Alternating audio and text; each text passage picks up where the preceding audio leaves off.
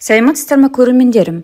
Қалай миоманы халықтық еммен кетіруге болады? Бүгінгі видеом осы сұраққа жауап болмақ. Алдымен пайдалы, қызықты видеомды өткізіп алмас үшін каналыма тіркелуді ұмытпаңыз. Миоманы кетірудің тәсілі көп. Бүгінде әйелдер арасында жатыр миомасы жиі кездесіп жүр. Диагнозы дұрыс және ертерек қойылған жағдайда бұл аурудан дәрінің көмегімен оңай құтылуға болады. Ал асқынып кеткен жағдайда оны басқа әдістермен ота жасау арқылы емдейді. Сондықтан бұл мәселеде абай болу керек. Ал төменде айтылатын тәсілдер миоманың алғашқы сатыларында емделуде пайдалы. Бұл халықтық тәсілдер жөнінде біле жүргенде артық та кетпес. Картоп шырыны. Яғни миоманың ұлғаймаған кезінде күн сайын аш қарынға 100 мг картоп шырынын ішіп арылуға болады екен. Ол үшін қабағы толық түзіліп біткен сапалы картоп қажет. Жаңа қазылып алынғаны жарамайды. Картоп түйіндерін жақсылап жуып, тамырлайын деп тұрған көздерін кесіп алып тастайды да шырынын сығып алады. Шырынды бір ай бойы үздіксіз ішіп жүру керек. Қажет болса, үзілістен соң қайта ішуді бастайды. Үзіліс 10 күн болуы тиіс. Ол нәтижесін көбіне бір ай шамасында береді. Асқазанына картоп жақпайтындар оны сәбіз шырынымен тең деңгейде қабылдауына болады.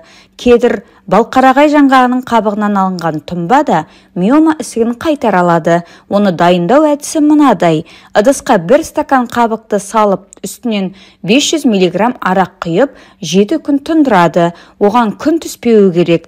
Бұл тұнбаны жарты жыл бойы күніне 1 ас қасықтан ішіп жүру керек. 2 ай үзіліс жасалады. Негізінен осындай емнің 2 курсынан соң миома ісігі кішірейеді. Жоқ болып кетуі де мүмкін екен. Алоэ шырынынан тампон жасаса да болады. Ол үшін ыдысқа 1 шай қасықтан әсел мен прополис салып, жылытады да үстіне 2 шай қасық алоэ шырынын қосады. Бұл қоспаға малынған тампонды ұйқыға жатар алдында қынаптың ішіне орналастырады.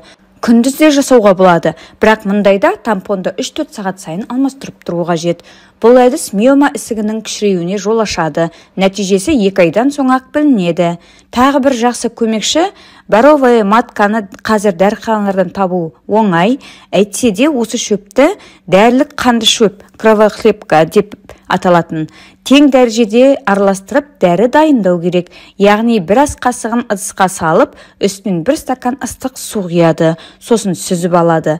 Күніне 3 мәрте 1 ас қасықтан ішіп тұру керек. Зығыр дәндері де ем бола алады. Кешке қарай 200 мл қайнаған суға 1 шай қасық зығыр дәнін салып тұндырады. Таңертең сүзіп алып, кешке дейін 3-4 мәрте 3 ас қасықтан ішіп жүру керек. Көмегі көп.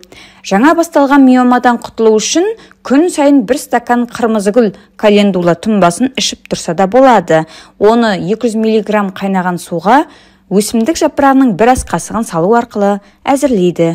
Міне, миомадан құтылудың осындай да қарапайым халықтық тәсілдері бар екен. Әрине, басталып келе жатқанынан қажеттілік туса бұл тәсілдерді қолданып көруге болады. Бірақ ол үшін дәл диагноз қойдырып, дәрігерден кеңес алуды ұмытпау керек. Яғни, дәрігер қадағалауынсыз өз бетіңізбен емделуден абай болыңыз. Бүгінгі видеом осындай. Видеом ұнаса лайк басып пікір жазуды және достарыңызбен бөлісуді ұмытпаңыз. Келесі видеоға дейін сау болыңыздар.